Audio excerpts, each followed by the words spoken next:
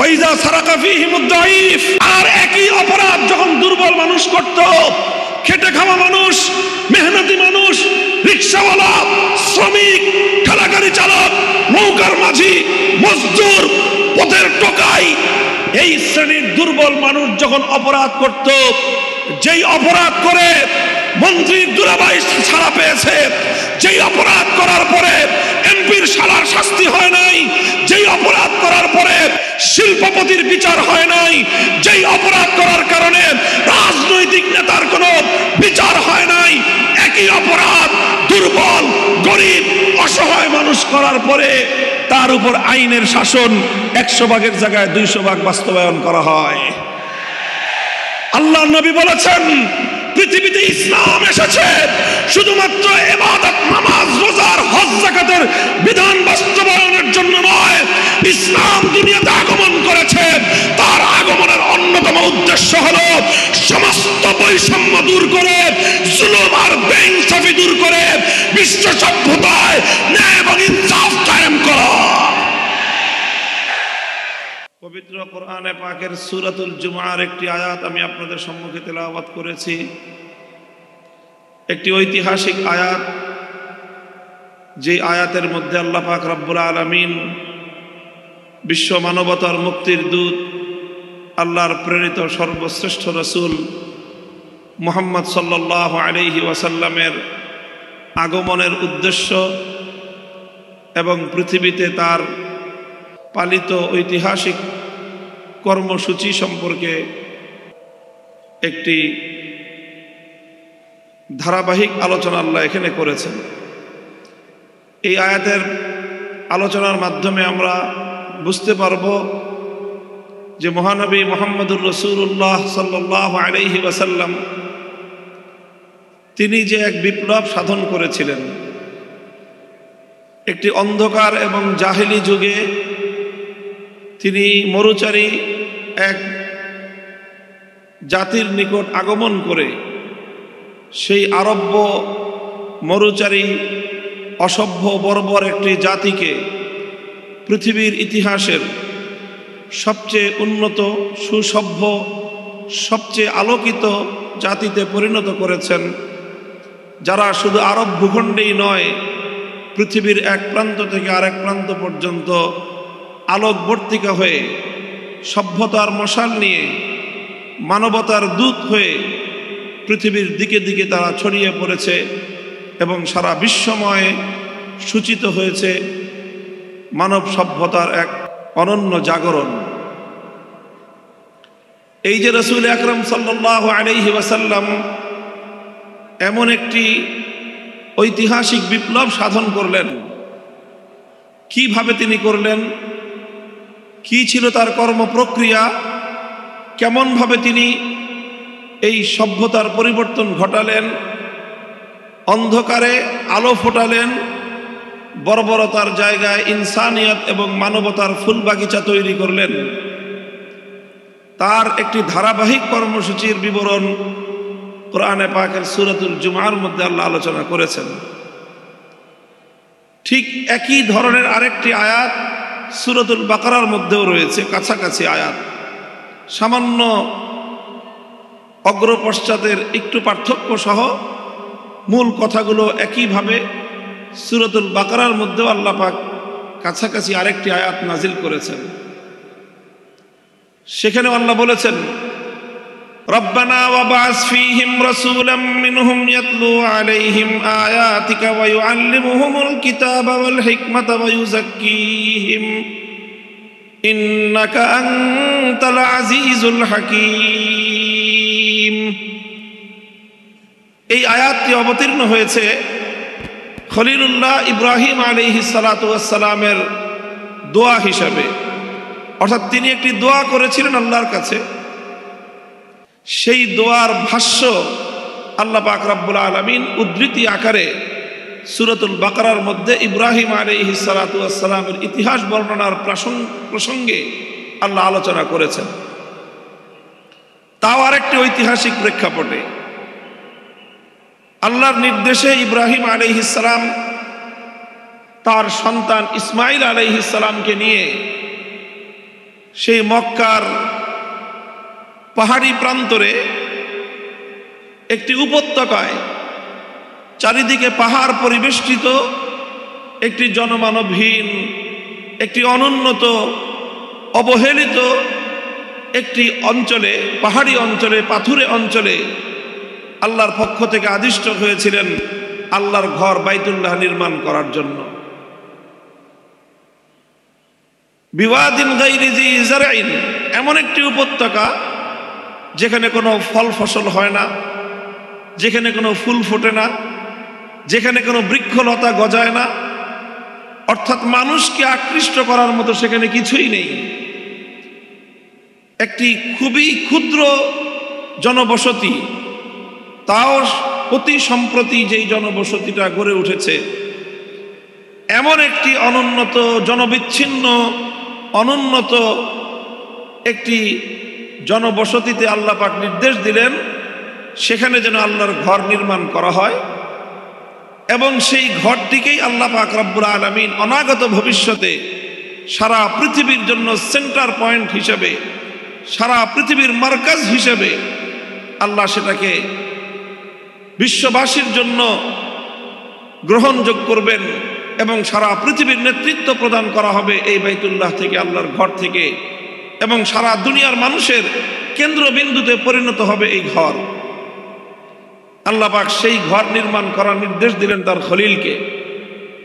স্বাভাবিকভাবেই খলিলুল্লাহ ইব্রাহিম আলাইহিস সালাতু ওয়াস সালামের কাছে এটা একটা বিস্ময় ছিল যে এমন একটা জনপদ, যেই জনপদে না আছে মানুষ, না আছে মানুষকে আকৃষ্ট করার মতো কোনো জিনিস, সেই জনপদের জনবিচ্ছিন্ন একটি পাহাড়ে পাথুরে ভূমিতে এই ঘরটি নির্মাণ করা হলে সেই ঘর কিভাবে সারা দুনিয়ার মানুষের জন্য কেন্দ্রে পরিণত হবে, কিভাবে?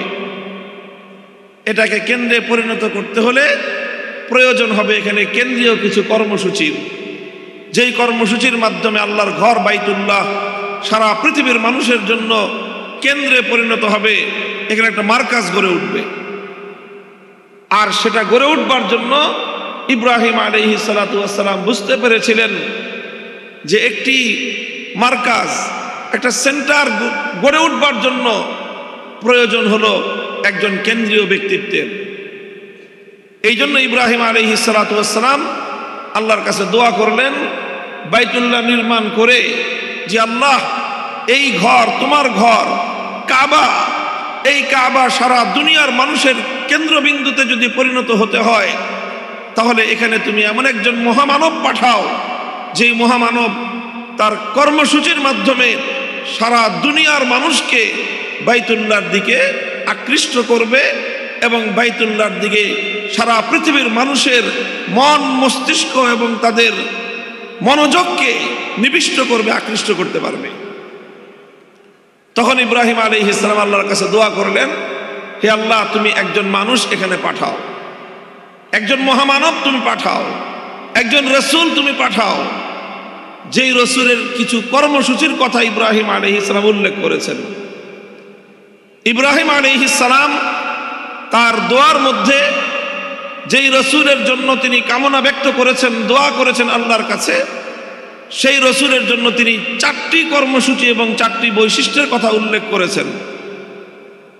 বিস্ময়কর বিষয় হলো ইব্রাহিম আলাইহিস সালাতু ওয়াস সালাম যেই 4টি বৈশিষ্ট্যের কথা উল্লেখ করেছিলেন, তার দোয়ার মধ্যে তার সেই কামনীয় মহান রসুলের জন্য 6000 বছর পরে আল্লাহ পাক রব্বুল আলামিন যখন সেই মক্কার মাটিতে, সেই মক্কার ভূখণ্ডে, সেই বাইতুল্লাহর নগরে তিনি যখন ইব্রাহিম আলাইহিস সালামের দোয়ার সেই স্বপ্ন পুরুষ মুহাম্মদুর রাসূলুল্লাহ সাল্লাল্লাহু আলাইহি ওয়াসাল্লামকে আল্লাহ নবুয়ত দিয়ে প্রেরণ করলেন, তখনও আল্লাহ পাক রব্বুল আলামিন এই মহান নবীর কর্মসূচি হিসেবে সেই 4টি বিষয়কেই উল্লেখ করলেন, যেই 4টি বিষয়কে উল্লেখ করে 6000 বছর আগে ইব্রাহিম আলাইহিস সালাম এরকম একজন মহামানব পাঠানোর জন্য আল্লাহর কাছে আকুতি জানিয়েছিলেন। ইব্রাহিম আলাইহিস সালাম বলেছিলেন, রব্বানা ওয়াবআস ফীহিম রাসূলাম মিনহুম ইয়াতলু আলাইহিম আয়াতিকা ওয়া ইউআল্লিমুহুমুল কিতাবা ওয়াল হিকমাহ ওয়া ইউযাক্কিহিম ইন্নাকা আনতাল আজিজুল হাকীম। আমরা এখানে ধারাবাহিকভাবে ইব্রাহিম আলাইহিস সালামের দোয়া এবং ৬০০০ বছর পরে সেই দোয়ার স্বপ্ন প্রতিশ্রুত পুরুষ মুহাম্মদুর রাসূলুল্লাহ সাল্লাল্লাহু আলাইহি ওয়াসাল্লামের আগমনের প্রাক্কালে আল্লাহ পাক রব্বুল আলামিন সেই নবীর যেই কর্মসূচিগুলো উল্লেখ করেছেন, ধারাবাহিকভাবে সেই ৪টি কর্মসূচির আমরা আলোকপাত করব, আলোচনা করব। এটাই হলো আজকে আমার তাফসীরুল কোরআনের আলোচ্য বিষয়। প্রথম কর্মসূচির কথা আল্লাহ পাক বলেছেন। আরেকটি গুরুত্বপূর্ণ এখানে পয়েন্ট হলো আলোচনার, যেই ৪টি কর্মসূচির কথা ইব্রাহিম আলাইহিস সালামের দোয়ার মধ্যেও এসেছে এবং সেই দোয়ার বাস্তবায়ন যখন আল্লাহ ঘটিয়েছেন, কবুল করেছেন, কবুল করে তার বাস্তবায়ন ঘটানোর সময় নবীকে আল্লাহ পাঠিয়ে যেই কর্মসূচিগুলির কথা বলেছেন, ৪টি কর্মসূচি, এই ৪টি কর্মসূচি একটি বিষয়কে কেন্দ্র করে আবর্তিত হয়েছে, আর সেই বিষয়টি হলো মহাগ্রন্থ আল কোরআনুল কারীম। কোরআনকে কেন্দ্র করেই আল্লাহ নবীর বৈপ্লবিক সকল কর্মসূচি নিবিষ্ট হয়েছে, কেন্দ্রীভূত হয়েছে। মূল হলো কোরআন, কিতাবুল্লাহ। এই কিতাবুল্লাহকে কেন্দ্র করেই রাসূলুল্লাহ তিনি তার যাবতীয় কর্মসূচি পালন করেছেন, তিনি তার যাবতীয় কর্মকাণ্ড পরিচালনা করেছেন, তিনি তার বিপ্লব সাধন করেছেন। সুতরাং রাসূলুল্লাহর আনিত মহান বিপ্লবের কেন্দ্রীয় পয়েন্ট হলো, কেন্দ্রীয় বিষয় হলো কিতাবুল্লাহ। মুহতারাম হাজিরিন, আলোচনার শুরুতেই আমি স্পষ্ট ভাষায় বলে দিতে চাই এবং আমার সম্মুখে উপস্থিত লাখো জনতার এই মজমাকে আমি লক্ষ্য করে বলতে চাই, আজও যদি ঘুণে ধরা এই সমাজকে পরিবর্তন করতে হয়, একবিংশ শতাব্দীর আধুনিক শক্তিমান এই জাহেলিয়াত আর এই বর্বরতাকে যদি নির্মূল করে সত্যিকার মানবতার ফুল বাগান তৈরি করতে হয়, কিতাবুল্লাহকে কেন্দ্র করে রাসূলুল্লাহর আনিত অনুসৃত নীতি এবং আদর্শের মাধ্যমে সেটা সম্ভব।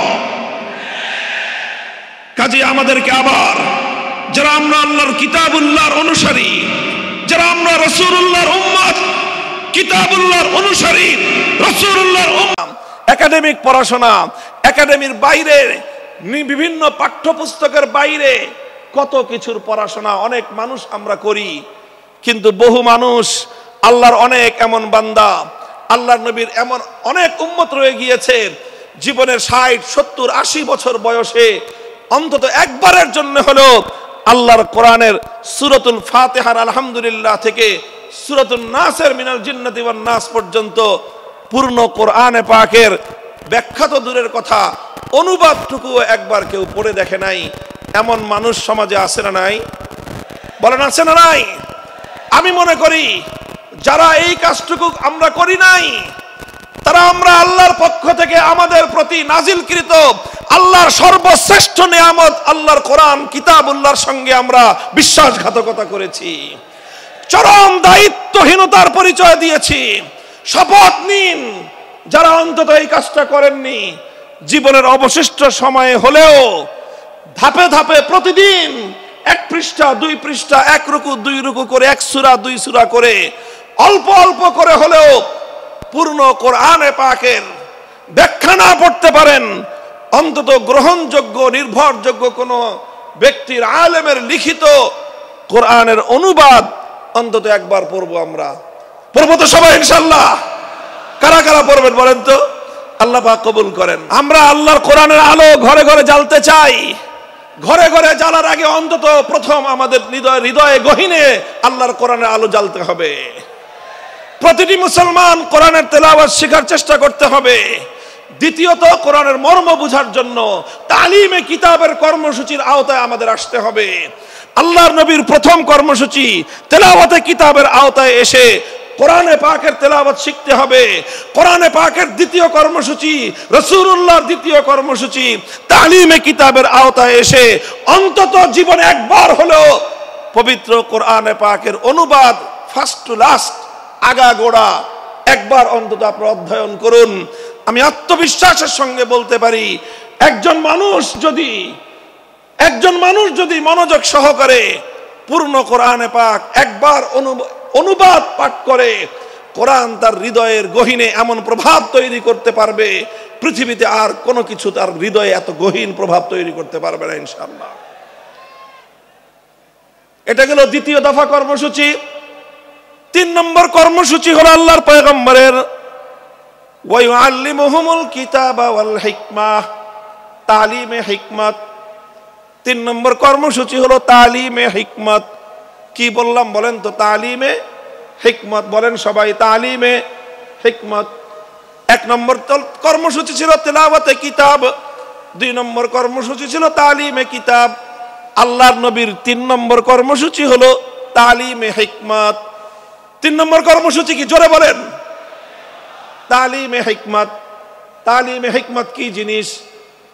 তাফসীরে মাআরিফুল কোরআনে পাকের তাফসীরে মাআরিফুল কোরআনের মধ্যে আল্লামা মুফতি শফি রহমতুল্লাহি আলাইহি, পাক ভারত উপমহাদেশের মুফতি আজম, তিনি সহ অনেক মুফাসসিরিনে কেরামগণ তালিমে হিকমতের যে অগ্রগণ্য ব্যাখ্যা লিখেছেন, সেটা হলো এই তালিমে হিকমত মানে হলো যে প্রথমে কোরআনে পাকের তেলাওয়াত করা হলো, এটা ছিল 1 নম্বর কাজ। তারপরে কোরআনে পাকের মর্ম এবং তার অর্থ এবং তার ব্যাখ্যা শিক্ষা দেওয়া হলো, এটা ছিল তালিমে কিতাব, এটা ছিল 2 নম্বর কর্মসূচি। বন্ধুগণ, আল্লাহর পাক রব্বুল আলামিন তার নবীকে বলেছেন, শুধুমাত্র মৌখিকভাবে কোরআনের অর্থ বুঝিয়ে দিলেই এই জাতি আমার বান্দারা এই কোরআনকে পরিপূর্ণ অনুধাবন করতে পারবে না। শুধুমাত্র ব্যাখ্যা শোনায়ে দিলে, শুধুমাত্র অর্থ শোনায়ে দিলে, অথবা শুধুমাত্র ব্যাখ্যা পড়ায়ে দিলে, শুধু পড়ানো আর শোনানোর দ্বারাই আল্লাহর কোরআনকে এ জাতি পরিপূর্ণভাবে অনুধাবন করতে পারবে না। বরং কোরআনে পাক এটাকে যদি এ জাতির কাছে পরিপূর্ণভাবে উপস্থাপন করতে হয়, আল্লাহর বান্দাদেরকে যদি কোরআনে পাক পরিপূর্ণভাবে বোঝাতে হয়, তাহলে কোরআনের মর্ম বলার পাশাপাশি যেই কাজটা করতে হবে সেটা হলো পবিত্র কোরআনে পাককে যথাযথভাবে এর যেই সকল বিষয়গুলোর সাথে প্র্যাকটিসের সম্পর্ক রয়েছে, সেই বিষয়গুলিকে আল্লাহর নবী প্র্যাকটিক্যাল বাস্তবায়ন করে দেখায় দেওয়া, এটার নামই হলো তালিমে হিকমত। অর্থাৎ কোরআন এটা শুধুমাত্র থিওরিটিক্যাল কোনো গ্রন্থ নয়, এটার থিওরি যতটা উপলব্ধি করতে হয়, থিওরিগুলো যতটা আত্মস্থ করতে হয়, থিওরিটা যতভাবে বুঝতে হয়, পাশাপাশি কোরআনকে বুঝতে হলে তার তৃতীয় যে কর্মসূচি সেটা হলো প্র্যাকটিক্যাল ভাবেই কোরআনকে বুঝতে হবে। আপনারা যারা জেনারেল শিক্ষায় শিক্ষিত, বিশেষ করে যাদের সায়েন্স ব্যাকগ্রাউন্ড, তারা খুব ভালো করে জানেন যে সায়েন্সের বিশেষ করে এই যে আপনার সায়েন্সের যে অনেকগুলো সাবজেক্ট রয়েছে, পদার্থবিজ্ঞান, তারপরে আরো অন্যান্য অনেকগুলো সাবজেক্ট, যেগুলো শুধুমাত্র বই পড়ায় দিলে শিক্ষার্থীরা পরিপূর্ণভাবে উপলব্ধি করতে পারে না, বরং তার প্র্যাকটিক্যাল করতে হয়। মেডিকেলে তো এই বিষয়টা আরো চরমভাবে এটা বাস্তব বিষয় যে মেডিকেলের কোনো বিষয় শুধুমাত্র শিক্ষক শিক্ষিকারা লেকচার দিয়ে স্টুডেন্টদেরকে বুঝিয়ে দিতে পারে না। শুধুমাত্র লেকচার শুনে, বই পড়ে কোনো একজন ছাত্র কোনোদিন ডাক্তার হতে পারে না।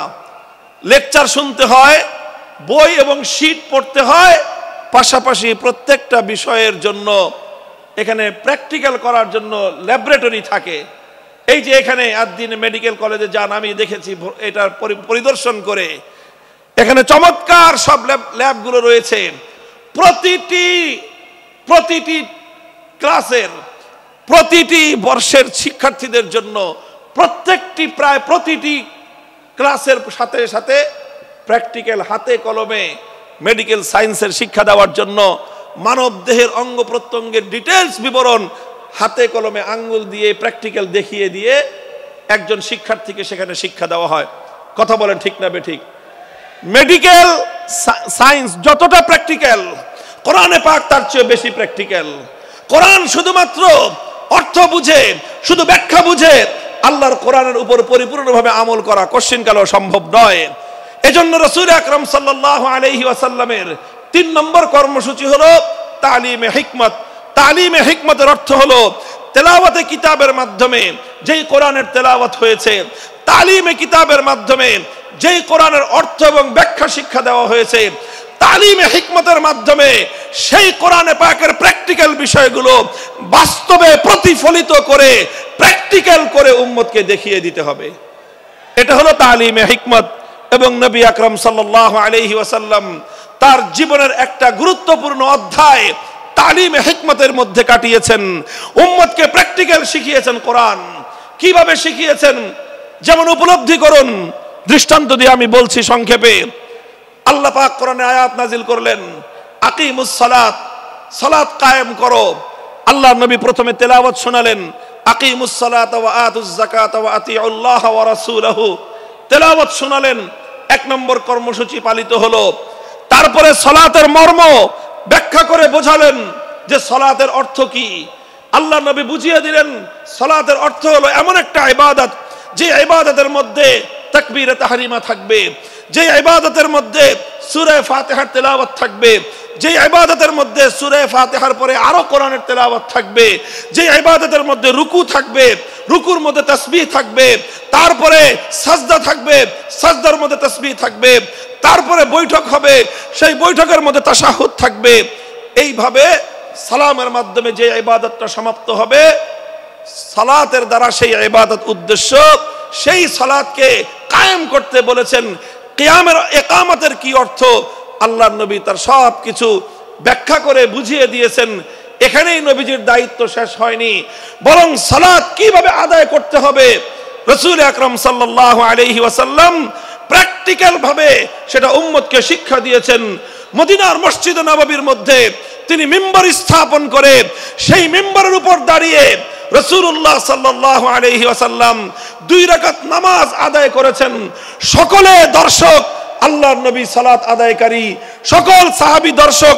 এরপরে আল্লাহর নবী সকলকে লক্ষ্য করে বললেন, সল্লু কামা রাআইতুমুনি উসাল্লি, তোমরা আমাকে যেভাবে নামাজ পড়তে দেখলে ঠিক সেভাবেই তোমরা নামাজ পড়বে। শুধু আমার কথা শুনে নামাজ পড়বে না, আমার হাদিস পড়ে শুধু নামাজ পড়বে না, বরং আমার নামাজ দেখে দেখে তোমরা নামাজ শিখবে। প্র্যাকটিক্যালি নামাজ শিক্ষা দিয়েছেন। এই যে নামাজের যে প্র্যাকটিক্যাল শিক্ষা দিলেন, এটার নামই হলো তালিমে হিকমত। এটা শুধু নামাজের ক্ষেত্রেই নয়, জীবনের প্রতিটি ক্ষেত্রে, প্রত্যেকটি কর্মকাণ্ড একজন মুমিনের প্রতিটি কর্মকাণ্ডের প্র্যাকটিক্যাল নমুনা আল্লাহর নবীর জীবন থেকে গ্রহণ করতে হয়। নবীর জীবনে প্রতিটি কাজের যেই প্র্যাকটিক্যাল নমুনা আছে, সেই প্র্যাকটিক্যাল নমুনাটাই হলো তালিমে হিকমত, সেটাই হলো কোরআনে পাকের প্র্যাকটিক্যাল। আল্লাহর নবীর উপর কোরআনে আয়াত নাজিল হলো, আস-সারিকু ওয়াস-সারিকাতু ফাকতাউ আইদিয়াহুমা জাযাআম বিমা কাসাবা নাকালাম মিনাল্লাহ ওয়াল্লাহু আজিজুন হাকীম। আয়াত নাজিল হলো, নবীজি তেলাওয়াত করে শোনালেন, 1 নম্বর দায়িত্ব পালন হলো। তারপরে চুরি, চোর নারী হোক পুরুষ হোক, সেই চোরের সংজ্ঞা শিখালেন যে মানুষ কখন চোর সাব্যস্ত হয়, কতটুকু সম্পদ কিভাবে চুরি করলে এটা কোরআনে পাকের ভাষায় চুরি বলে সাব্যস্ত হবে। তারপরে সেই চুরির অপরাধ সাব্যস্ত হতে হলে কি লাগবে, আল্লাহর নবী সেটাকে ব্যাখ্যা করে বোঝালেন। ব্যাখ্যা করে শুধু মৌখিকভাবে বুঝিয়ে দিয়েই আল্লাহর নবীর দায়িত্ব ক্ষান্ত হয়নি, বরং যখন জমিনের মধ্যে চুরির অপরাধ যখন সংগঠিত হয়েছে, সেই অপরাধ সংগঠিত হওয়ার পর আল্লাহর কিতাবের ব্যাখ্যা অনুযায়ী, আল্লাহর কোরআনের নির্দেশ অনুযায়ী তিনি প্র্যাকটিক্যাল ভাবে চুরির শাস্তি প্রয়োগ করে দুনিয়াবাসীকে দেখিয়ে দিয়েছেন যে এই আয়াতের প্র্যাকটিক্যাল কিভাবে করতে হয়। আল্লাহ বলেছেন, চোর যদি চুরি করে ধরা পড়ে, নারী হোক বা পুরুষ হোক, যদি সংরক্ষিত স্থান থেকে কোনো মানুষ অন্যের অন্তত 10 দিরহাম মূল্যমানের কোনো সম্পত্তি সংরক্ষিত স্থান থেকে যদি চুরি করে, আর সেই চুরির অপরাধ যদি যথাযথ নির্ভরযোগ্য সাক্ষীর মাধ্যমে আদালতের সামনে প্রমাণিত হয়ে যায়, ফাক্তাউ আইদিয়াহুমা, নির্দেশ হলো আল্লাহর, তখন সেই চোর নারী বা পুরুষের হাত কেটে দাও। আল্লাহর নবী শুধুমাত্র কোরআনের এই আয়াতের তেলাওয়াত করে দায়িত্ব ক্ষান্ত করেননি, শুধু এই আয়াতের মর্ম বুঝিয়ে দায়িত্ব ক্ষান্ত করেননি, বরং যখন এই অপরাধ সংগঠিত হয়েছে আল্লাহর নবী দ্বিধাহীন চিত্তে তিনি এই আয়াত প্রয়োগ করে দুনিয়াবাসীকে দেখিয়ে দিয়েছেন কিভাবে আল্লাহর আইন আল্লাহর জমিনে বাস্তবায়ন করতে হয়। বুখারী শরীফের হাদিসের কিতাবের মধ্যে বর্ণিত হয়, আল্লাহর নবী যখন মক্কা বিজয় করলেন, মক্কা বিজয়ের পরপর একটা চুরির ঘটনা ঘটলো মক্কা নগরীতে। চুরির ঘটনায় অপরাধী বলে চিহ্নিত হলো একজন সম্ভ্রান্ত মানুষ, একজন নারী মানুষ, মহিলা মানুষ। সে চুরি করে ধরা পড়েছে। নাম হলো তার ফাতেমা, গোত্র হলো তার বনু মখজুম, ফাতেমায়ে মখজুমিয়া বলা হয়। বনু মখজুম হলো আরবের কুরাইশ বংশের মধ্যেও অত্যন্ত সম্ভ্রান্ত একটা পরিবার, যেই পরিবার থেকে স্বয়ং আল্লাহর নবীর দাদির জন্ম হয়েছিল, নবীর রক্তের সঙ্গে সংশ্লিষ্ট, নবীজির পরিবারের সদস্য, নবীর দাদির পরিবারের সদস্য ফাতেমায়ে মখজুমিয়া চুরি করে ধরা পড়ল। বুখারীর হাদিস, ফাফাজিয়া কওমুহা ইলা উসামাতা, কুরাইশের লোকজন তারা শঙ্কিত হয়ে গেল যে এখন তো মক্কায় আল্লাহর কোরআনের বিধান বাস্তবায়িত হয়েছে, খেলাফতের শাসন কায়েম হয়েছে, এখানে আল্লাহর নবী বিচার করে মেয়েটার হাত কেটে দিবেন। যদি মেয়েটার হাত কাটা যায়, একটা মেয়ের হাত কাটা যাবে, পুরা বংশের নাক কাটা যাবে। কাজেই তারা সকলেই বিষয়টা নিয়ে বিচলিত হয়ে পড়ল, কিভাবে এই মেয়ের উপর হাত কাটার শাস্তিকে প্রতিরোধ করা যায়। এজন্য তারা তদবির শুরু করলো। তদবিরের জন্য একজন উপযুক্ত ব্যক্তি, আল্লাহর নবীর অত্যন্ত কাছের, নবীর অত্যন্ত প্রিয় একজন ঘনিষ্ঠ সাহাবী উসামা ইবনে যায়েদ, আল্লাহর নবীর পালক পুত্রের সূত্রে তিনি নবীজির নাতি। সেই উসামা, যাকে বলা হতো হিব্বু রাসূলিল্লাহ সাল্লাল্লাহু আলাইহি ওয়াসাল্লাম, অর্থই হল আল্লাহর রসুলের প্রিয় পাত্র, নবীজির প্রিয়তম, এটাই ছিল তার উপাধি।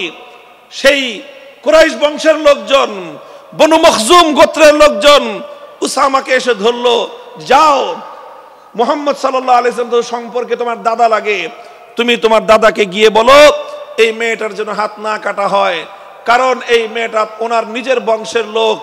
এই মেয়েটার যদি হাত কাটা যায় পুরা কুরাইশ বংশের সম্মান ধুলোয় মিশে যাবে, স্বয়ং আল্লাহর নবী তার নিজেরও প্রেস্টিজের হ্যাম্পার হবে, কাজেই হাতটা যেন না কাটা হয়। উসামা ইবনে যায়েদ মুহাম্মদ সাল্লাল্লাহু আলাইহি ওয়াসাল্লামের কাছে গেলেন। তিনি গিয়ে সুপারিশ করলেন যে এমন একটা ঘটনা ঘটেছে, বিচার আসতেছে আপনার কাছে, এই মেয়েটার যদি হাত কাটেন তাহলে কিন্তু আপনার নিজের অসম্মান হবে, আপনার বংশের মান মর্যাদা ধুলোয় মিশে যাবে। বুখারীর হাদিস, আল্লাহর কসম খেয়ে বলতেছি, আল্লাহর নবীর সম্মুখে উসামা ইবনে যায়েদ এই তদবির এবং এই সুপারিশ করতে দেরি আল্লাহর নবী গর্জন দিয়ে উঠলেন, উসামা আতাশফাউ ফি হাদ্দিন মিন হুদুদিল্লাহ, আল্লাহর কোরআনের বিধান আমি প্র্যাকটিক্যাল বাস্তবায়ন করব, তুমি তদবির নিয়ে এসে আমার সেই প্র্যাকটিক্যাল বাস্তবায়নের ক্ষেত্রে অন্তরায় হওয়ার চেষ্টা করো। খবরদার, ভবিষ্যতে যেন তোমাকে আর এই ধরনের কর্মকাণ্ডে দ্বিতীয়বার না দেখা যায়। উসামা ভয়ে সংকুচিত হয়ে গেলেন, নবীর সামনে থেকে সরে গেলেন। আল্লাহর নবী বুঝতে পেলেন বিষয়টা শুধু উসামার একা নয়, সে একজন অল্প বয়স্ক যুবক মানুষ, বালক মানুষ, সে না বুঝে আমার কাছে বলেছে।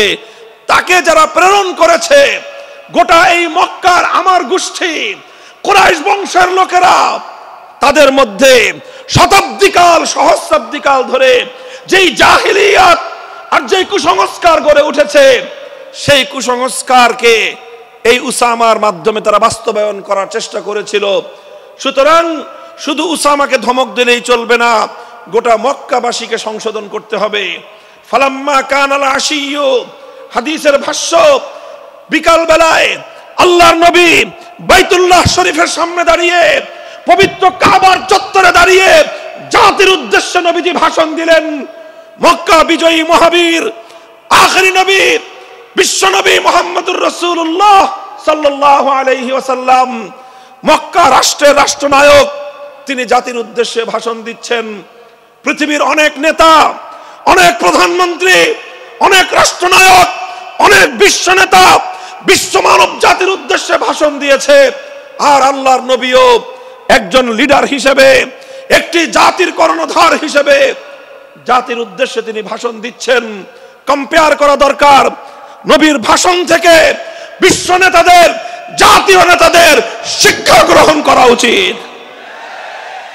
আল্লাহর নবী বললেন, লক্ষ্য করে শুনুন, বাইতুল্লাহকে সামনে রেখে পবিত্র কাবা শরীফের চত্বরে নবীজি লক্ষ্য করে বললেন, ইন্নামা হালাকা মান কানা ক্বাবলাকুম ইযা সারাকা ফীহিমুদ দাঈফ আকামু আলাইহিল হাদ ওয়া ইযা সারাকা ফীহিমুশ শরীফ তারাকুহু।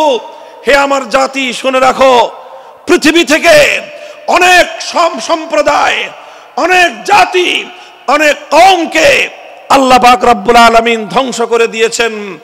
তাদের ধ্বংসের পিছনে একটা বড় কারণ ছিল, একটা অপরাধে তাদেরকে আল্লাহ ধ্বংস করে দিয়েছেন।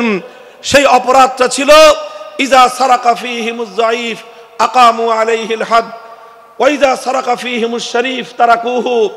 যখন তাদের সম্প্রদায়ের মধ্যে কোন সম্ভ্রান্ত লোক, কোন প্রভাবশালী লোক, কোন ক্ষমতাবান লোক যখন অপরাধ করত, যখন কোন প্রভাবশালী লোক অপরাধ করত, কোন নেতা, কোন নেতার আপনজন, কোন মন্ত্রী, কোন মন্ত্রীর আত্মীয় স্বজন, কোন সরকারি দলের লোকজন, কোন টাকা পয়সাওয়ালা, কোন বড় লোক, কোন প্রভাবশালী ব্যক্তি, কোন সম্ভ্রান্ত ব্যক্তি যখন অপরাধ করত, তখন সেই সম্ভ্রান্ত ব্যক্তির উপর তারা আইনের শাসন প্রয়োগ না করে তারা বিষয়টাকে চেপে যেত, তার উপর আইন প্রয়োগ না করে, শাস্তি বিধান বাস্তবায়ন না করে তাদেরকে ছেড়ে দেওয়া হতো। ওয়াইজা সারাকা ফীহিমুদ দাঈফ, আর একই অপরাধ যখন দুর্বল মানুষ করত, খেটে খাওয়া মানুষ, মেহনতি মানুষ, রিকশাওয়ালা, শ্রমিক, ঠেলাগাড়ি চালক, নৌকার মাঝি, মজদুর, পথের টোকাই, এই শ্রেণীর দুর্বল মানুষ যখন অপরাধ করত, যেই অপরাধ করে মন্ত্রীর দুলাভাই ছাড়া পেয়েছে, যেই অপরাধ করার পরে এমপির শালার শাস্তি হয় নাই, যেই অপরাধ করার পরে শিল্পপতির বিচার হয় নাই, যেই অপরাধ করার কারণে রাজনৈতিক নেতার কোনো বিচার হয় নাই, একই অপরাধ দুর্বল, গরিব, অসহায় মানুষ করার পরে তার উপর আইনের শাসন 100 ভাগের জায়গায় 200 ভাগ বাস্তবায়ন করা হয়। আল্লাহ নবী বলেছেন, পৃথিবীতে ইসলাম এসেছে শুধুমাত্র ইবাদত, নামাজ, রোজার, হজ, যাকাতের বিধান বাস্তবায়নের জন্য নয়। ইসলাম দুনিয়াতে আগমন করেছে, তার আগমনের অন্যতম উদ্দেশ্য হলো সমস্ত বৈষম্য দূর করে, জুলুম আর বেইনসাফি দূর করে বিশ্ব সভ্যতায় ন্যায় এবং ইনসাফ কায়েম করা। মনে রাখবেন, বৈষম্যহীন সমাজ গড়া বিরোধী ছাত্র নেতৃবৃন্দের দায়িত্ব নয়। বৈষম্যহীন সমাজ গড়া এটা শুধুমাত্র বৈষম্য বিরোধী ছাত্র নেতৃবৃন্দের দায়িত্ব নয়। বৈষম্যহীন সমাজ গড়া সর্বপ্রথম আল কোরআনের সৈনিকদের দায়িত্ব। বৈষম্যহীন সমাজ গড়া সর্বপ্রথম আল্লাহর নবীর সত্যিকার উম্মতদের দায়িত্ব। ওঠো, দাঁড়াও, হাত মুষ্টিবদ্ধ করো, সমাজ থেকে সকল বৈষম্যের কবর রচনা করবার শপথ নাও। মুহতারাম হাজিরিন, কথাটা খুব জায়গা লক্ষণীয়, শোনার বিষয়। যারা একটা বৈষম্যহীন সমাজ দেখতে চাও, যারা জুলুম এবং অত্যাচারে অতিষ্ঠ হয়ে গিয়েছো, যাদের জীবনকে এই ধরনের অন্যায়, অবিচার, জুলুম, শোষণ, স্বৈরতন্ত্র যাদের অন্তর হৃদয়কে জ্বালিয়ে পুড়িয়ে ছারখার করে দিয়েছে, হে হতাশাগ্রস্ত জাতি, আসল কোরআনের কাছে আমরা তোমাদেরকে মুক্তির বার্তা শোনাই, আমরা তোমাদেরকে সান্ত্বনার বাণী শোনাবো। আসো হাতে হাত রাখি, সমস্ত বৈষম্য, জুলুম, স্বৈরতন্ত্রের কবর রচনা করে আল্লাহর কোরআনের সমাজ গড়বার জন্য হাতে হাত রাখি। দেখেন আল্লাহ পাক রব্বুল আলামিন যুগে যুগে যত নবী রাসূল প্রেরণ করেছেন, যুগে যুগে যত আসমানি কিতাব আল্লাহর পক্ষ থেকে অবতীর্ণ হয়েছে, কেন হয়েছে? শুধুমাত্র মুসল্লিদের সমাজ গড়বার জন্য নয়, শুধুমাত্র রোজাদার সমাজ গড়ার জন্য নয়, অবশ্যই কোরআন এবং কিতাব নাজিল হয়েছে নামাজের জন্য, অবশ্যই কোরআন এবং কিতাব নাজিল হয়েছে রোজা, হজ, যাকাত সহ আল্লাহ পাকের যাবতীয় বিধান সমাজে বাস্তবায়ন করার জন্য। তবে একমাত্র এটাই উদ্দেশ্য নয়, বরং সমস্ত কিতাব, সমস্ত নবী রাসূল দুনিয়াতে আগমন করার অন্যতম একটা মৌলিক লক্ষ্য। কোরআনে পাকের সূরাতুল হাদীদ থেকে তেলাওয়াত করেন, অর্থ বুঝেন, মর্ম বুঝার চেষ্টা করেন। লাকাদ আরসালনা রুসুলানা বিল বায়িনাতি ওয়াল হুদা ওয়া আনজালনা মাআহুমুল কিতাবা ওয়াল মিজান লিয়াকুমান নাসু বিল কিসত। আল্লাহ কোরআন বলছে যে আমি নবী রাসূল পাঠিয়েছি, আসমান থেকে যুগে যুগে কিতাব নাজিল করেছি। এই সব কিছুর অন্যতম একটা উদ্দেশ্য হলো লিয়াকুমান নাসু বিল কিসতি। কোরআন নাজিলের উদ্দেশ্য, নবী প্রেরণের উদ্দেশ্য, শরীয়ত প্রেরণের উদ্দেশ্য, ধর্ম প্রেরণের উদ্দেশ্য হলো, অন্যতম উদ্দেশ্য হলো লিয়াকুমান নাসু বিল কিসতি। মানব সমাজ থেকে অন্যায়, অবিচার, জুলুম, শোষণ দূরীভূত করে ন্যায় এবং ইনসাফ কায়েম করা, এটাই হলো ইসলামের অন্যতম মৌলিক লক্ষ্য। যদি ইনসাফ কায়েম না করা যায়, ইসলাম অনুসরণ করা যায় না। যদি বেইনসাফের বিরুদ্ধে লড়াই না করতে পারো, মিথ্যে মুসলমানিত্বের দাবি ত্যাগ করো। তুমি যদি ইনসাফের জন্য যুদ্ধ করতে না পারো, তুমি যদি বৈষম্যের বিরুদ্ধে লড়াই করার হিম্মত না রাখো, মুসলমানের মিথ্যা দাবি করা ভণ্ডামি ছাড়া কিছুই নয়।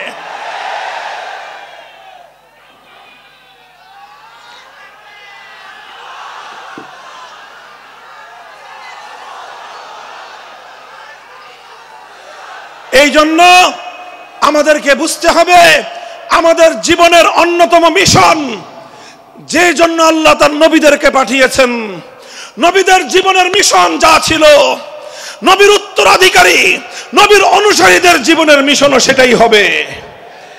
বলেন কথা ঠিক না বেঠিক? যে পথে গিয়েছে নবীদের জীবন, সে পথে যাবে আমাদের জীবন। যেটা ছিল নবীদের ভীষণ, সেটাই হবে আমাদের ভীষণ। যদি এটাই হয় সত্য কথা, এটাই যদি হয় শপথ, তবে বৈষম্যহীন সমাজ গড়বার জন্য যা করতে হয় তাই করা আমার আর তোমার জিম্মাদারি। যদি সেজন্য আমাদেরকে ঘাম ঝরাতে হয়, ঘাম ঝরানো আমাদের দায়িত্ব। আর যদি সেজন্য চোখের অশ্রু দিতে হয়, চোখের অশ্রু দেওয়া আমাদের দায়িত্ব। যদি সম্পদের কোরবানি করতে হয়, মাল সম্পদের কোরবানি করা, সেটাই আমাদের জীবনের দায়িত্ব এবং উদ্দেশ্য। আর সর্বোপরি যদি একটি বৈষম্যহীন সমাজ গড়বার জন্য শাহাদাতের রক্ত দিতে হয়, আবু সাঈদদের মতো বৈষম্যের বিরুদ্ধে বুক পেতে দিয়ে জীবন দেওয়ার জন্য শপথ নিতে হবে।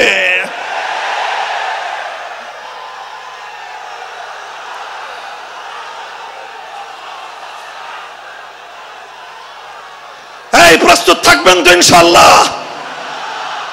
আল্লাহর নবী বললেন এই বৈষম্য চলবে না, এই বৈষম্য জাহিলিয়াত, এই বৈষম্য মূর্খতা।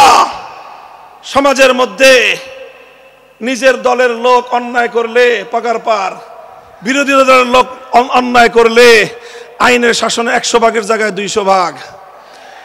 নিজেরা অপরাধ করলে সেই অপরাধীকে ছাড়িয়ে নেওয়ার জন্য সমস্ত আয়োজন। বিপক্ষ মতের লোকজন অপরাধ না করা সত্ত্বেও তাদেরকে কেচোর মতো মাটির গর্ত থেকে ধরে এনে তাদেরকে বিচারের মুখোমুখি দাঁড় করানো, অন্যায়ভাবে তাদের জীবন থেকে তাদের যৌবনের সময়গুলো কেড়ে নেওয়া, বছরের পর বছর অন্ধকার কারা প্রকোষ্ঠে তাদেরকে বন্দী করে রাখা। এই জুলুম এবং অন্যায়ের অবসান যদি না ঘটাতে পারো, পুরুষ এবং যুবক মানুষ হিসেবে আল্লাহর কাছে জবাবদিহিতার সুযোগ থাকবে না। কাজেই তাফসীরুল কোরআন শুধুমাত্র কোরআনের তেলাওয়াতের জন্য নয়, তাফসীরুল কোরআন শুধু আল্লাহর কোরআনের মর্ম বোঝানোর জন্য নয়, আল্লাহর কোরআন তেলাওয়াত করতে হবে, মর্ম বুঝতে হবে, আর তালিমে হিকমতের কর্মসূচির অধীনে কোরআনে পাকের এক একটা আয়াত, কোরআনের এক একটা বিধান আল্লাহর জমিনে বাস্তবায়ন করার জন্য আমাদের জীবন যৌবনের বাজি লাগায় দিতে হবে ইনশাআল্লাহ। হযরত রাসূল আকরাম সাল্লাল্লাহু আলাইহি ওয়াসাল্লাম বলছিলাম, জাতির উদ্দেশ্যে প্রদত্ত মক্কা বিজয়ী মহাবীর আমিরুল মুমিনিন নবিয়ুল্লাহ খলিফাতুল্লাহ ফিল আরদ খলিফাতুল মুসলিমিন মুহাম্মদুর রাসূলুল্লাহ সাল্লাল্লাহু আলাইহি ওয়াসাল্লামের বক্তব্যের কথা আল্লাহর নবী বললেন, বৈষম্যের কারণে আল্লাহ পাক রব্বুল আলামিন পৃথিবীর বহু জাতিকে ধ্বংস করে দিয়েছেন। সুতরাং শুনে রেখো, আমার দ্বারা বৈষম্য হবে না। শুধু আমার বংশের লোক দেখে, আমার গোত্রের লোক দেখে, আমার রক্তের আত্মীয়তার সূত্রের কারণে আমি অপরাধ প্রমাণিত হওয়ার পরেও তার উপর কোরআনের বিধান বাস্তবায়ন করব না, এটা আমার দ্বারা সম্ভব নয়। এরপরে আল্লাহর নবী যেই কথাটি বললেন, সেই কথা যদি আল্লাহর নবী হাদিসে না বলতেন, তাহলে সেই কথা উচ্চারণ করতে আমাদের জিহ্বা কেঁপে উঠত, আমাদের বক্ষ প্রকম্পিত হতো। আল্লাহর নবী বললেন, ওয়াল্লাহ লাউ আন্না ফাতিমাতা বিনতা মুহাম্মাদিন সারাকাত লাকাতাতু ইয়াদাহা, ওয়াল্লাহি লাউ আন্না ফাতিমাতা বিনতা মুহাম্মাদিন সারাকাত লাকাতাতু ইয়াদাহা। শুধু আমার দাদির গোত্র, আমার বংশের ফাতেমা নামনি মহিলা নয়, আজ যদি আমি মুহাম্মদুর রাসূলুল্লাহর কলিজার টুকরা মেয়ে, আমার জীবনের সবচেয়ে আদরের সন্তান ফাতেমা যদি আজকে চুরি করে ধরা পড়তো, আমি আল্লাহর শপথ করে বলি, আমি তার হাত কেটে দিতে এতটুকু দ্বিধা করতাম না। মুহতারাম হাজিরিন, এটাই হলো তালিমে হিকমত। আল্লাহর কোরআনের বিধান বাস্তবায়ন করতে গিয়ে ছুরি যদি নিজের সন্তানের গলার উপর দিয়ে যায়, ইব্রাহিম খলিলুল্লাহর মতো ছুরি চালায় দিতে দ্বিধা করা যাবে না। যদি ইনসাফ কায়েম করতে গিয়ে ছুরি যদি নিজের সন্তানের হাতের উপর দিয়ে যায়, সে হাত স্তব্ধ হয়ে যাবে না, সে হাত থমকে দাঁড়াতে পারবে না। যেখান দিয়ে ইনসাফ যাবে সেখান দিয়ে ইনসাফকে চালিয়ে দিতে হবে। রাসূল আকরাম সাল্লাল্লাহু আলাইহি ওয়াসাল্লাম ঘোষণা করলেন, আল্লাহর আয়াত নাজিল হলো, ইয়া আইয়ুহাল্লাযীনা আমানুত্তাকুল্লাহ ওয়া যারু মা বাকিয়া মিনার রিবা ইন কুনতুম মুমিনিন। হে মুমিনগণ, সুদকে তোমরা পরিহার করো যদি ঈমানদার হয়ে থাকো। যদি ঈমানদার হয়ে থাকো, কি করো তোমরা? সুদকে পরিহার করো। কি করো? ইত্তাকুল্লাহ, তোমরা আল্লাহকে ভয় করো। ওয়াজারু মা বাকিয়া মিনার রিবা, সুদের যা অবশিষ্ট আছে এই সব কিছু তোমরা পরিহার করো। আর যদি না করো, সুদ যদি তোমরা পরিহার না করো, ফাজানু বিহারবিম মিনাল্লাহি ওয়া রাসূলিহি, আল্লাহ এবং তার রাসূলের পক্ষ থেকে যুদ্ধের ঘোষণা শুনে নাও। হে জাতি, হে মুসলিম সম্প্রদায়, আমরা তোমাদের কাছে পয়গাম পৌঁছে দিতে চাই, আল্লাহর উপর বিশ্বাসী জাতি, আল্লাহর নবীর উপর আস্থাশীল জাতি কোনোদিন সুদি কারবার করতে পারে না। সুদ ভিত্তিক অর্থ ব্যবস্থা দিয়ে তাদের সমাজ চলতে পারে না। আল্লাহর উপর বিশ্বাসীদের সমাজ যদি হয় সুদ ভিত্তিক, তার অর্থ হলো রাত দিন আল্লাহ এবং তার রাসূলের সঙ্গে তারা যুদ্ধে লিপ্ত। যেই মুসলিম জাতি আল্লাহর সাহায্য নিয়ে বিশ্বব্যাপী বিজয়ী হওয়ার স্বপ্ন দেখে, সে মুসলিম জাতি যদি স্বয়ং আল্লাহর সঙ্গে যুদ্ধে লিপ্ত থাকে, তাদের জীবনেও কল্যাণ এবং বিজয় আসার সম্ভাবনা নাই। এই জন্য মুসলিম জাতির উত্থানের জন্য মুসলমানদের বিজয়ের পূর্ব শর্ত হলো সুদ পরিহারের মাধ্যমে আল্লাহর সঙ্গে যুদ্ধ বন্ধ করতে হবে, আল্লাহর পক্ষ থেকে সাহায্য চাইতে হবে। কোরআনের আয়াত, সূরা বাকারার আয়াত, এই আয়াত নাজিল হওয়ার পরে আল্লাহর নবী শুধু তেলাওয়াত করে দায়িত্ব ক্ষান্ত করেন নাই, শুধু সুদের মর্ম বুঝিয়ে নিজের দায়িত্ব ক্ষান্ত করেন নাই। তৃতীয় দায়িত্ব তালিমে হিকমত, সুদকে সমাজ থেকে সমূলে উৎখাত করার উদ্যোগ নিয়েছেন। বলেন সুবহানাল্লাহ। শুধু আলোচনা করে বক্তৃতা দিয়ে নবীর দায়িত্ব শেষ হয় নাই, শুধুমাত্র তাফসীর করে দিয়ে নবীর দায়িত্ব ক্ষান্ত হয় নাই, বরং এক একটা বিধান, আল্লাহর এক একটা আয়াত কিভাবে সমাজে বাস্তবায়ন করা লাগে, করা যায়, নবীজি প্র্যাকটিক্যাল ভাবে তার উদ্যোগ গ্রহণ করেছেন। কিভাবে উদ্যোগ নিয়েছেন? সুদের বিরুদ্ধে কি উদ্যোগ নিয়েছিলেন? কিতাব উল্টান, হাদিসের কিতাব বুখারী শরীফের হাদিস, নবীজি ঘোষণা দিলেন, আলা ইন্না রিবাল জাহিলিয়াতি মাওদুউন তাহতা কদামাইয়া। জাহিলিয়াতের যুগে যত সুদের কারবার চলতো, ইসলাম এবং আল কোরআনের সমাজ গড়বার পর সেই জাহিলি যুগের রীতি, সুদ ভিত্তিক অর্থ ব্যবস্থা মুসলিম সমাজে আর থাকতে পারে না। নবীজি বললেন, সুদের কবর রচনা করলাম আমি আমার পায়ের নিচে। আল্লাহ নবী আক্ষরিক অর্থে এই কথা বললেন, আমি আমার পায়ের নিচে সুদের কবর রচনা করলাম।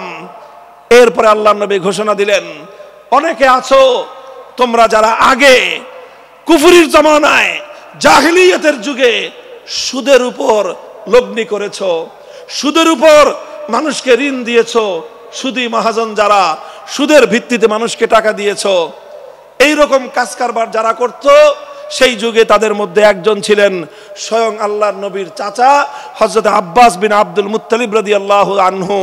মক্কার ঘরে ঘরে আব্বাস রাদিয়াল্লাহু আনহু মানুষের কাছে ঋণ টাকা দিতেন, টাকা পাওনা ছিল এবং সকল টাকা লগ্নি করা ছিল, বিনিয়োগ করা ছিল সুদের ভিত্তিতে।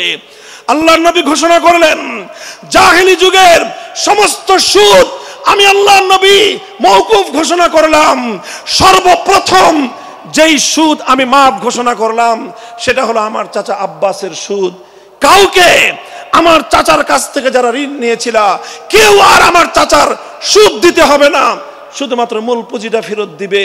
সুদ আজ থেকে কবর রচনা করা হলো। হে মুসলমান, যেই সুদের কবর রচনা করে সেই কবরের উপর ইসলামের বিজয়ের বুনিয়াদ কায়েম হয়েছিল, ইসলামের বিজয়ের কেতন উড়েছিল, অন্যায় বৈষম্যের কবর রচনা করে, সুদ ভিত্তিক অর্থ ব্যবস্থার কবর রচনা করে আজ মুসলমানেরা আবার সেই কবর খুঁড়ে সেখান থেকে জুলুম, অত্যাচার, সুদ ভিত্তিক অর্থ ব্যবস্থাকে কবরের পচা মাল, কবরের মরা পচা করা লাশ মুসলিম সমাজের মধ্যে আবার পুনর্বাসিত করেছে। এজন্যই আজ মুসলমানদের এই অধপতন। যদি মুক্তি চাও, যদি মুক্তি চাও, শুধুমাত্র ইবাদত দিয়ে মুক্তি আসবে না। ইবাদত যেমন করতে হবে, যেরকম নামাজ, রোজা, হজ, যাকাত, তাসবিহ, তাহলিল আদায় করতে হবে, ঠিক একই ভাবে সমাজ সংস্কার করার জন্য সমাজ থেকে জুলুম দূর করতে হবে, বৈষম্য দূর করতে হবে, বেইনসাফি দূর করতে হবে, সুদ ভিত্তিক অর্থ ব্যবস্থার বিরুদ্ধে জাতীয়ভাবে ঐক্য গড়ে তুলে সুদের বিরুদ্ধে যুদ্ধ ঘোষণা করতে হবে। রাজি আছেন তো ইনশাআল্লাহ? আল্লাহ পাক তৌফিক দান করেন। হাত নামান। 3 দফা কর্মসূচি গেল, তালিমে হিকমত সর্বশেষ আলোচনা ও সমাপ্তির দিকে। নবীজির 4 নম্বর কর্মসূচি হলো ওয়া ইউআল্লিমুহুমুল কিতাবা ওয়াল হিকমাতা ওয়া ইউযাক্কিহিম। ইউযাক্কিহিম অর্থ হলো তাজকিয়া। তাজকিয়ার অনেক অর্থ। তাজকিয়া বলে শুধুমাত্র পীর মুরিদি বোঝানো হয়।